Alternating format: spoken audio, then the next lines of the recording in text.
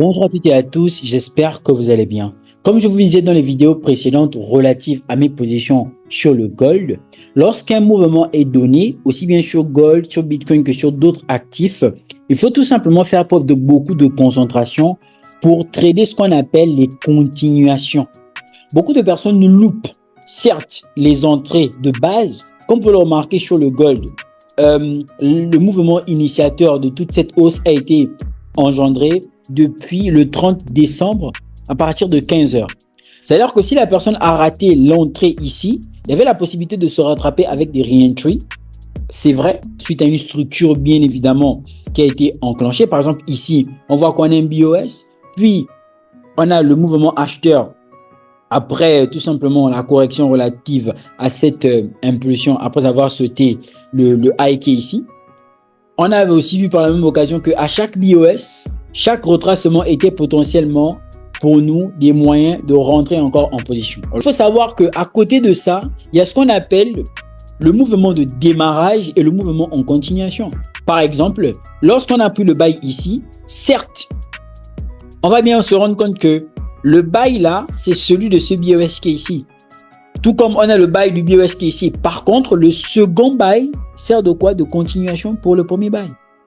Et au fur et à mesure, jusqu'à ce que le prix arrive dans la liquidité qui est visée, d'où l'importance de l'identification des liquidités importantes, surtout HTF, jusqu'à ce que le prix arrive à destination, ce que j'appelle la livraison du colis, vous n'aurez que des re-entry, vous n'aurez que des continuations. Maintenant, à quel point allez-vous bénéficier de ces re-entry? À quel point ça va être efficace dans ce sens-là de prise de position? Ça va dépendre non pas nécessairement de la qualité technique, mais d'une seule chose importante et primordiale, la concentration. Il faut bien comprendre que vous ratez des trades, pas parce que vous ne connaissez pas la structure, pas parce que vous ne connaissez pas les liquidités, parce qu'en fait, beaucoup de personnes ne sont pas concentrées. Je ne vais pas nécessairement revenir sur le backtesting de tout ceci, j'ai déjà fait ça dans les vidéos précédentes et de façon pointue dans l'académie. Ce que je vais faire ici, c'est revenir par exemple sur la configuration que vous pouvez voir ici. En l'occurrence, celle du 23 janvier 2025. L'utilité qui est visée sur le gold, c'est laquelle? C'est BC. En l'occurrence, celle-ci que je vous ai montré dans les vidéos précédentes de par le décompte HTF. Pour l'ATH, faire le nouvel ATH. OK? Cependant, avant d'arriver à cette liquidité, donc de prendre cette liquidité, on a vu que le prix nous sort à chaque fois des corrections qui nous permettent de faire quoi? De rentrer encore à nouveau en position. Du coup, pour revenir ici, on a cette configuration qui a été faite là, précisément. Après le BOS qui a été fait ici, le prix a fait une sorte de correction qui n'est jamais allé jusque dans la zone des 50% de ce BOS là. Par conséquent, en temps normal, ça c'est une liquidité qui est là. Il devrait être exploité. Or, il a continué à faire son mouvement acheteur. Dans la continuité ou encore la continuation de son mouvement acheteur, on se rend bien compte que avant de venir dans la zone ou encore le niveau dit niveau de liquidité, il y a une zone qui pourrait faire réagir le prix. Il y a normalement celle-ci qui servirait d'étouffement et ce n'est pas tout. Il y a une autre, en l'occurrence ici. Ça veut dire qu'il va généralement s'appuyer sur des bases comme ça pour potentiellement continuer. Cependant, la condition sine qua non pour que ces genres de zones court terme qui violent l'analyse technique puissent réagir, c'est qu'il y ait d'abord création de liquidités. Appuyer sur ces zones-là en prenant ces liquidités pour pouvoir continuer le mouvement. Bien évidemment, je m'explique. Dans la première zone qui est en haut, et pas celle-ci, il faudrait qu'on ait une liquidité qu'on va prendre pour que le prix réagisse ici. Tout comme pour qu'on vienne réagir ici, il faudrait aussi qu'on prenne une liquidité. Donc, il sait que il a violé l'analyse technique à partir d'ici. Ça, c'est une liquidité qui est importante. Il va chercher donc à étouffer le prix de sorte à ce qu'on puisse tout simplement, continuer le mouvement. Avec moi, qu'on a quoi? Pratiquement, tout ça, ce sont des hidden base. Et s'il faut réfléchir en termes de liquidité, vous avez vu déjà dans un premier temps qu'on a la liquidité qui est ici. Voilà. Jusqu'ici, c'est tranquille. Il faut donc appliquer le principe de raffinage parce que n'oubliez pas, chaque zone mérite d'être raffinée. On aura ça. La zone qui est là, la bougie qui est ici. En termes de conditions, on voit bien que ici quand même, on a une fair value gap ici qu'on devrait venir combler, en l'occurrence une FVG. Et vous êtes d'accord avec moi que jusqu'ici, c'est un schéma de liquidité. Tout ça, ce sont des liquidités. Maintenant, nous sommes approximativement dans les zones de confirmation. Nous sommes dans les unités de temps de confirmation. Ici, vous avez vu que on a la liquidité qui est là. OK, le prix évolue. On a une première prise de liquidité. Chaque fois qu'il y a prise de liquidité, normalement, il y a des comptes. Maintenant, la pertinence du décompte va aussi tenir compte de l'unité de temps et par la même occasion du contexte dans lequel nous nous situons. Et si on a notre PS ici, là, on a notre SC. Donc, il y a un décompte, le prix évolue. Voilà. SC, vous avez vu qu'on a retracé convenablement. Ici, on a notre STB qui chute pour venir dans cette zone qui va être à l'origine de quoi? D'un éventuel et d'un potentiel spring. Prise de position ici. Pour aller chercher notre liquidité ici. En l'occurrence, notre BC qui est là. RR de 24. À partir d'ici, on aura donc notre BC et le prix évolue. Et naturellement, si l'on a notre BC, ici, c'est notre QT. Donc, on voit qu'on a un décompte qui s'est mis en place et qui est toujours en train d'évoluer. Et UT aura pour but de venir chercher quoi? La liquidité en bas qui a tout simplement été visée. Voilà. Donc, du STB, le prix est en train de faire une réaction acheteuse. Cependant, la zone valide d'intervention, elle est toujours en bas et il y a la liquidité toujours en bas. Par contre, ceux qui utilisent le décompte de façon mécanique vont potentiellement vouloir venir vite buy ici en se disant oui, on a raté le mouvement. Alors qu'il faut être patient dans cette histoire-là. Vous avez vu que le prix est en train de chuter. Quand il chute, ok, il est revenu mitiger la zone. Donc, il est venu déclencher l'ordre acheteur. C'est-à-dire que sur le STB, quand on a pris le STB, le mouvement qui a fait semblant d'acheter ici, c'est ce qu'on appelle en SMC, avancé, l'inducement. C'est lui le mouvement en induction. Ok? Faisons croire qu'on va tout simplement buy. Par conséquent, si ça c'est le mouvement en induction, ici, on aura quoi? Ce qu'on va appeler une SMT. Smart Money Trap acheteuse.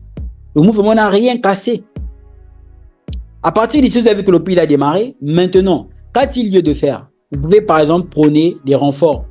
Ok? Des renforts de position. C'est très important. Et pour renforcer les positions, là maintenant, vous pouvez partir sur un schéma en confirmation LTF supplémentaire à l'unité de temps dans laquelle nous sommes déjà. Donc à partir d'ici, vous allez remarquer avec moi que on va avoir des schémas, encore des configurations assez simples. Regardez, là on a le sweep liquidity de cette zone-là. Ici, on aura l'éventuel changement de caractère si et seulement si le prix réussit à passer. Et à côté de ce changement de caractère en interne, le mouvement qui est déjà ici, on peut voir qu'on a un BOS mineur, structure de marché maintenant qui s'applique ici. On pousse. Naturellement, si on a un BOS mineur là, on va voir que là, on a ici une zone d'intervention qui pourra nous servir de quoi? De re-entry. Ok, dans le sens de la confirmation, de mouvement en confirmation, d'accord? Et donc, on va se rendre compte que ici, beaucoup vont utiliser ça comme quoi? La liquidité. On pourra avoir une forme de liquidité ici. Ok, là, il y a une spécificité technique et vous allez le voir dans quelques minutes. Je suis sûr que beaucoup de personnes sont passées à côté de ce mouvement-là. Vous allez le voir dans quelques minutes. Regardez, le prix arrive juste au-dessus de votre zone, il vous bip. C'est-à-dire que si ici, c'était là votre zone de demand, vous avez vu ce qu'il vous fait? Il vous bip. Il ne vous déclenche pas. Et là, on va dire que le marché héros et tout, etc. Alors que si on se refaire selon la structure interne, qu'est-ce qu'on a? On avait une autre zone ici d'intervention. Ok? Là, on avait donc un BOS mineur. Ça serait servi de market shift. Et pour quelqu'un qui aurait compris, aurait pu faire quoi? Déplacer son stop loss, son point d'entrée, juste ici, en tenant en compte le market shift. Mais il faut avoir un niveau avancé, je suis d'accord. Ce n'est pas donné à tout le monde. Il fallait avoir un niveau avancé. Par contre, ici, est-ce que c'était tout? Non. Donc, on va partir du principe où on n'a pas été déclenché. Ok? on n'est pas déclenché sur cette position. Et là, qu'est-ce que vous faites? Est-ce que vous vous dites, je laisse, le trade ne m'a pas déclenché, ou vous essayez de comprendre et voir ce qu'il est en train de faire? Si donc là, le prix a continué son mouvement acheteur, vous êtes d'accord avec moi que là, on a un BOS ici. Si l'on a un BOS, ça veut dire que la liquidité qui est là, en fait, cette zone-là devient une zone protégée. Donc, ça ne sert à rien de considérer ça comme étant de la liquidité. Par conséquent, si ça devient une zone qui est protégée, que va-t-il se passer? Il va se passer que cette zone pourra être la potentielle seule zone pour rentrer en position. Suivez bien comment je démarre. Hein. OK? Donc, à partir de là, on va donc apprécier les conditions d'intervention. Et même encore mieux, à ce niveau, pour être encore plus sûr pour avoir une entrée chirurgicale, vous pouvez prendre une entrée à 50%. Mitigation à 50%. Pour aller chercher quoi? Comme la première position, le niveau qui est ici. Voilà. Donc, à partir d'ici, vous avez vu que vous avez été, vous n'avez pas été déclenché sur cette position de renfort qui est ici. D'accord? Suite au SHOSH et au BOS en interne. Mais on va voir ce que ici, ça va donner conformément au BOS qui est là. Donc là, c'est pas tout. Il faut apprécier. Ok, vous voyez que là, le prix il est en train de créer de la liquidité. Ça même, c'est une liquidité potentielle. Hein. Ici, on a à ce niveau, vous avez vu là, on a une fair value gap, une FVG qu'on pourra venir combler. On pousse. Ok, le prix vient nous déclencher à partir d'ici. Déclenchement, donc toutes les conditions sont réunies et propres. Ce qu'on va maintenant faire, c'est qu'on va le laisser évoluer. Donc souvent, vous passez à côté des opportunités parce que vous n'êtes pas concentré. C'est-à-dire que le prix est arrivé dans votre zone, il ne vous a pas déclenché, mais vous n'avez pas cherché à savoir pourquoi il ne vous a pas déclenché. Vous laissez juste le prix évoluer tel qu'il est en train d'évoluer. Donc là, vous avez vu qu'au fur et à mesure que le prix évolue, on peut faire la structure de façon normale. On pousse, on pousse, on pousse. Regardez, quand je disais qu'on pouvait faire la structure de façon normale au fur et à mesure que le prix évolue, c'est-à-dire que là, vous aviez la possibilité d'avoir un BOS ici. Ok, ça c'est une création de liquidité et on va qu'à partir de là, chercher potentiellement un re-entry. Pourquoi pas? Donc il y avait beaucoup de possibilités. Ok, donc si je dois le matérialiser, ça aurait donné quelque chose comme ça.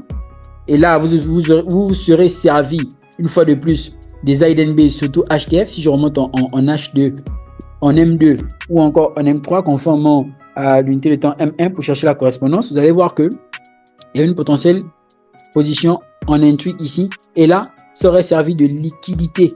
Donc, sur le mouvement là, il y avait beaucoup d'entrées qui étaient possibles. Juste, il aurait fallu que vous soyez concentrés, la concentration. Et voici pourquoi moi, je recommande aux gens que lorsqu'ils tradent, ils doivent éviter d'être déconcentrés. Ils restent focus sur leur trading. Donc là, vous voyez que le prix il évolue. Je vais repasser en M5. Donc ça, c'était les positions qui étaient possibles sur le gold durant les jours passés. Mais à quel point étiez-vous concentré? C'est ça le plus important. À quel point l'étiez-vous? Donc là, le prix est en train d'évoluer. Tout se passe bien. Tout se passe à merveille. Vous êtes à break-even. Vous managez juste vos trades. Donc sur le petit mouvement, à cause de la connaissance de où est-ce que le prix est en train d'aller en fonction de la liquidité, vous êtes tranquille. Donc ça, c'était le buy qui était possible. Donc la liquidité CBC qui est en train d'être visée, vous laissez le prix évoluer. Si vous aussi, vous vouliez, vous aurez pu sortir ici, là où par exemple le prix est en train de consolider là. C'est-à-dire que sur cette position, vous étiez sur RR de 67, sur celle-ci, vous étiez sur RR de 66, et sur celle-là, vous étiez sur RR de 21. Donc vous étiez sur RR de 100. Déjà là, en un rien de temps, en moins de un jour. Donc apprenez à suivre les positions. C'est très très important. Ne dites pas juste que oui, bon, le prix ne m'a pas déclenché, ceci, cela. Non, non, non, non. Suivez vos positions. Là, vous aviez déjà un RR de plus de 100, disais-je tantôt, sur les trois positions qui sont mises en évidence là. Re-entry, importance de l'utilisation de la LTF. Donc là, on va voir que le prix il évolue jusqu'à ce que le vendredi, le marché eut potentiellement à fermer. Donc là, le prix se trouve à ce niveau précis. Voilà.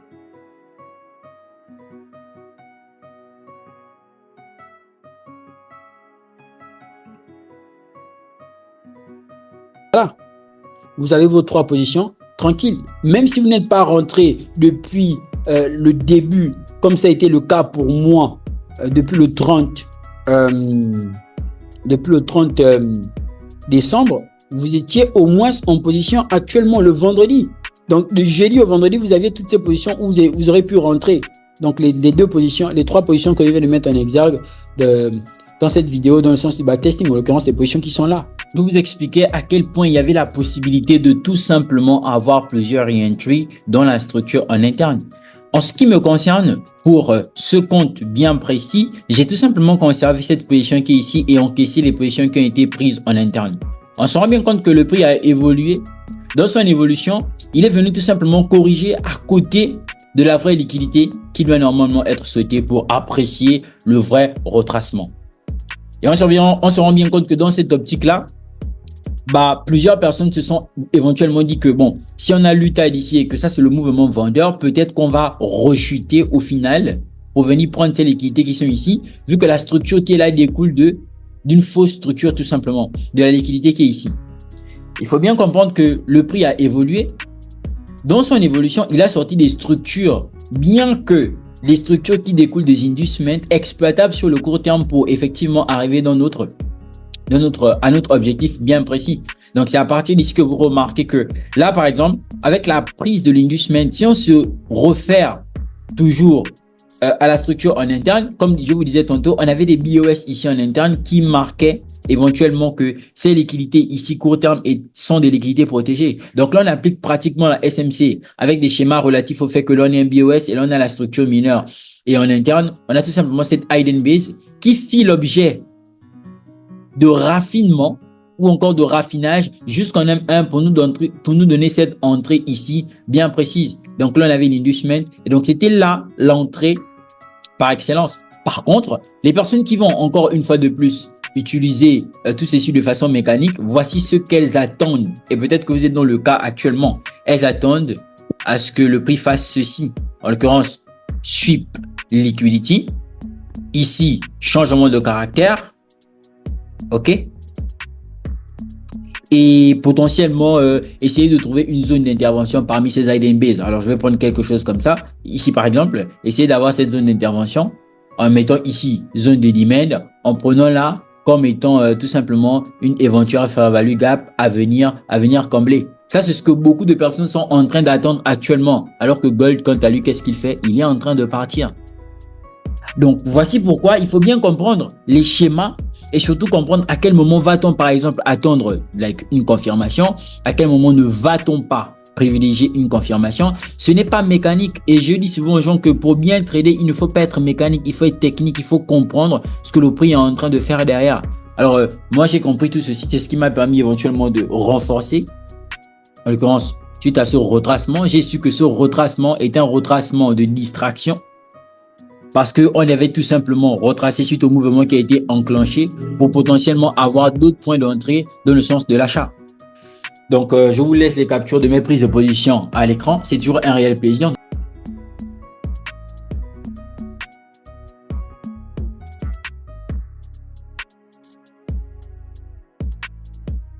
N'oubliez pas que vous êtes une fois de plus sur Oracle, la chaîne qui parle de mon trading de façon générale, démystification, explication, et pour toutes les personnes qui sont éventuellement intéressées par le processus d'apprentissage, formation ou encore tout ce qui est en rapport avec le coaching privé, vous avez la possibilité de me contacter dans le lien en barre de description. Allez, c'est toujours un réel plaisir. Peace out.